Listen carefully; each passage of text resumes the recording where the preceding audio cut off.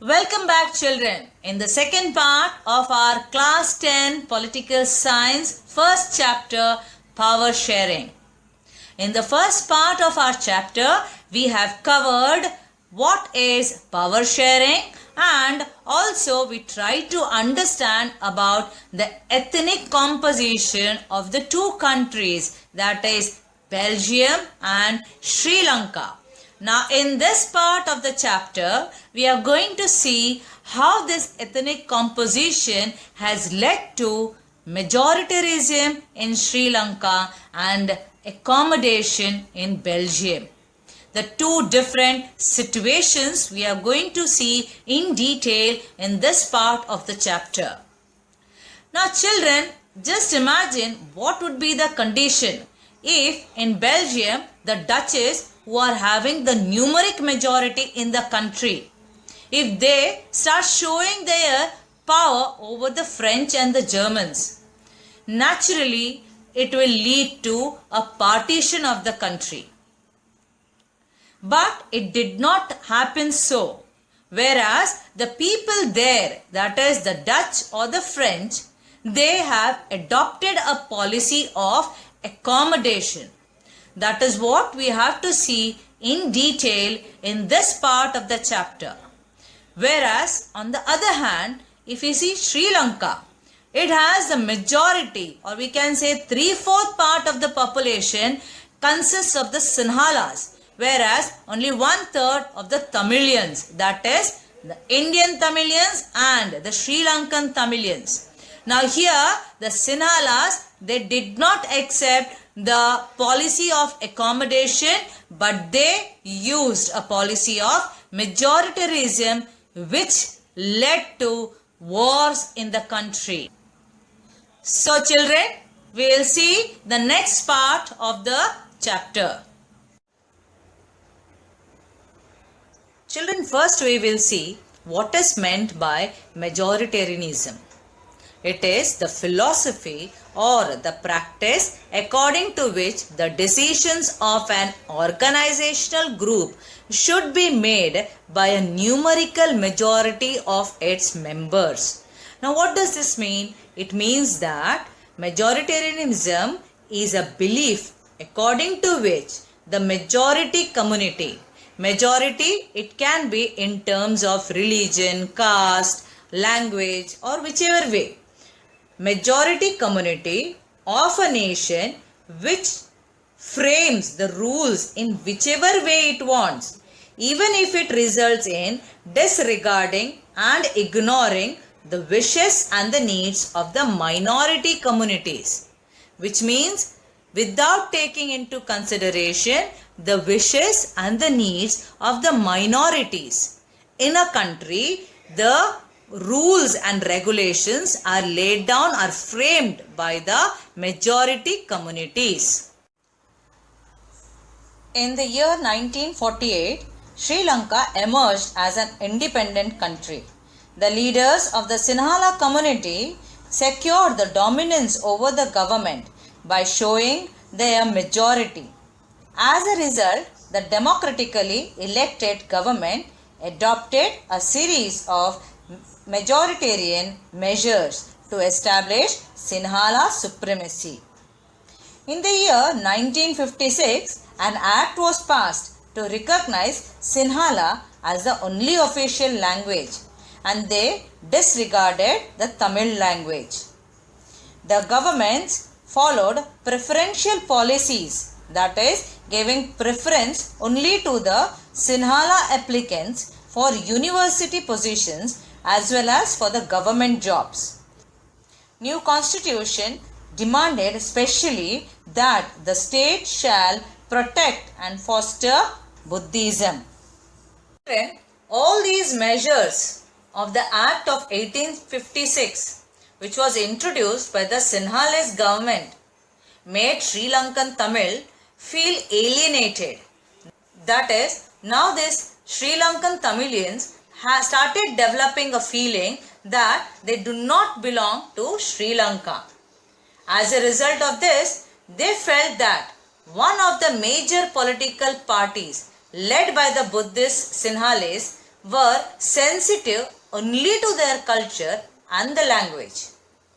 They also felt that the constitution and the government policies denied them getting equal political rights.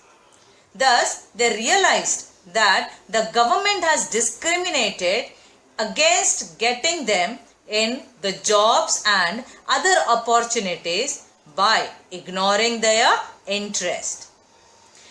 Now, as a result of all these things, the realization between the Sinhalese and the Tamil communities strained over the period of time.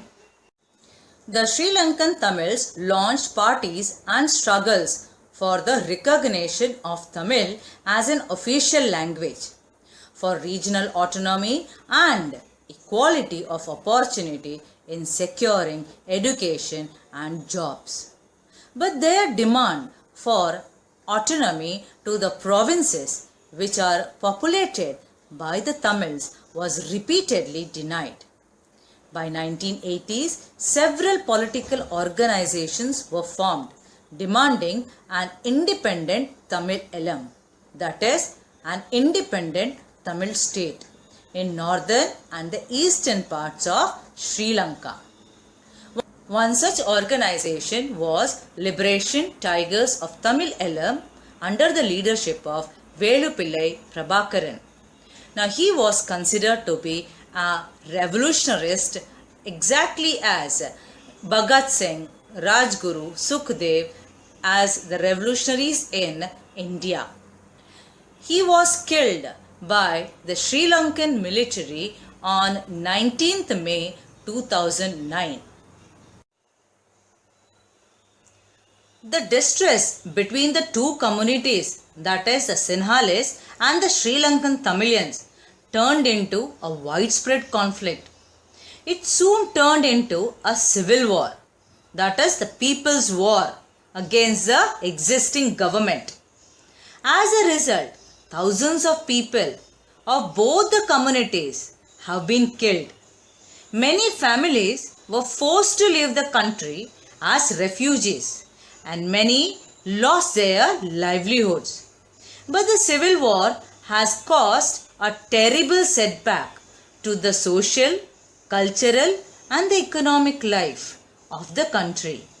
The civil war came to an end on 2009 with the death of Velupillai Prabhakaran, the chief of LTTE, that is Liberation Tigers of Tamil Elam.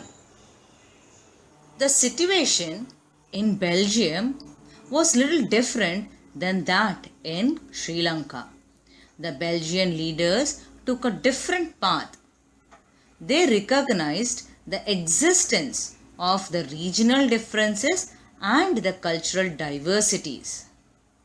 Then, between 1970 and 1993, they amended their constitution 4 times so that they can work out an arrangement that would enable everyone to live together within the same country.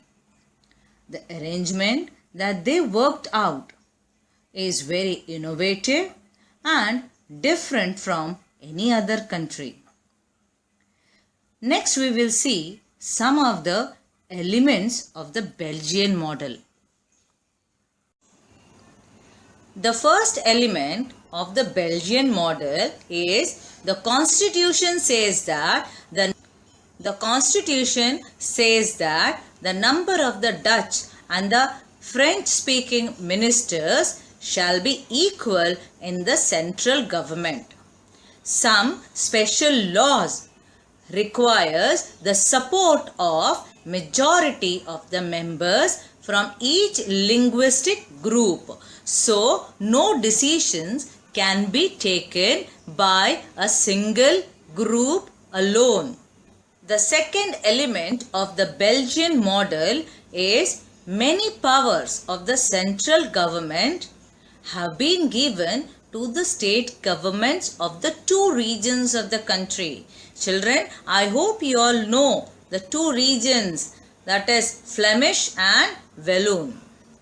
The state governments are not subordinate to the central government. That is, they will work equally with the central government.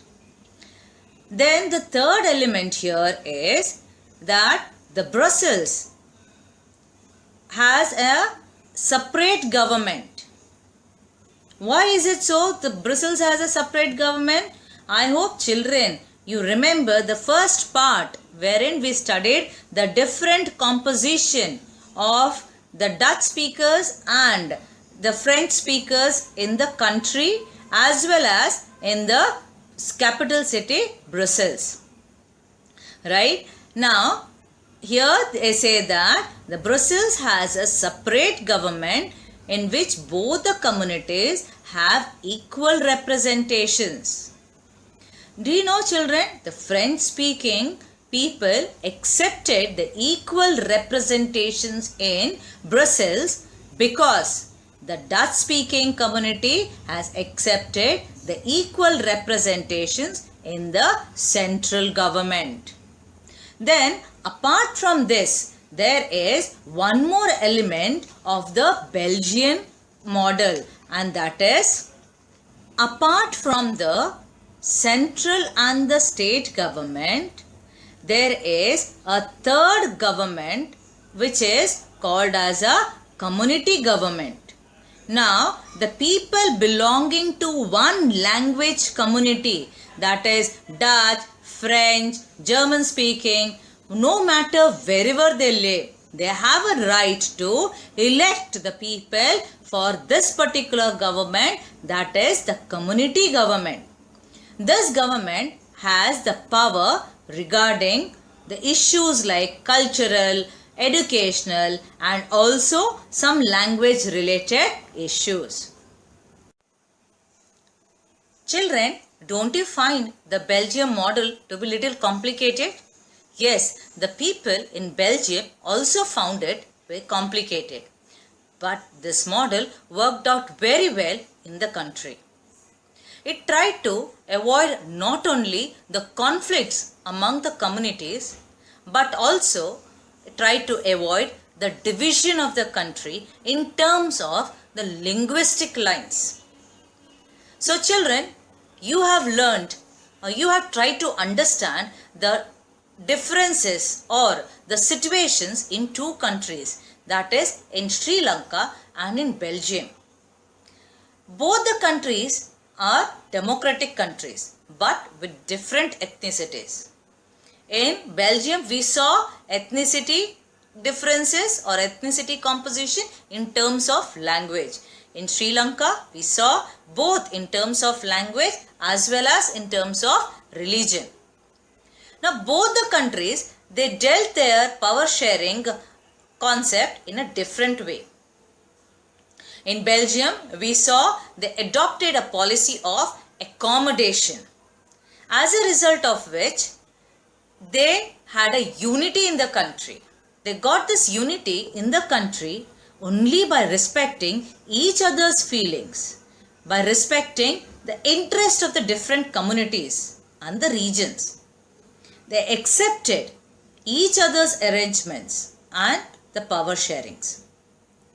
But in Sri Lanka, the condition was different.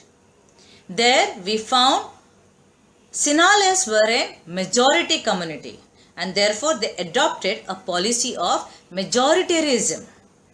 That is, the majority community, Sinhalese, dominated the minority communities by not sharing or by refusing to share the power, which resulted in the conflict in the country and affecting the unity of the country. That led to the civil war. Now, when the European countries came together to form a European Union, they chose Brussels as a headquarter of the European Union because of their accommodation. Because of their Now children, this is one of the image of the headquarters of the European Union in Brussels in Belgium. Children, you have understood this part of the chapter very well with the explanations and the videos provided. We have learned till now what is meant by power sharing. We have tried to understand the case study of Sri Lanka and Belgium, wherein we try to understand the ethnic composition of these two countries in terms of language as well as in terms of religion. Then we try to understand the topic of majoritarianism in Sri Lanka, wherein we understood about how the majority community can suppress the minority community, which further can lead to a civil war if the diversity in the country is not accepted. In the next part of the chapter, we are trying to understand how the accommodation of these diversities took place in Belgium, then why power sharing is desirable and what are the forms of power sharing.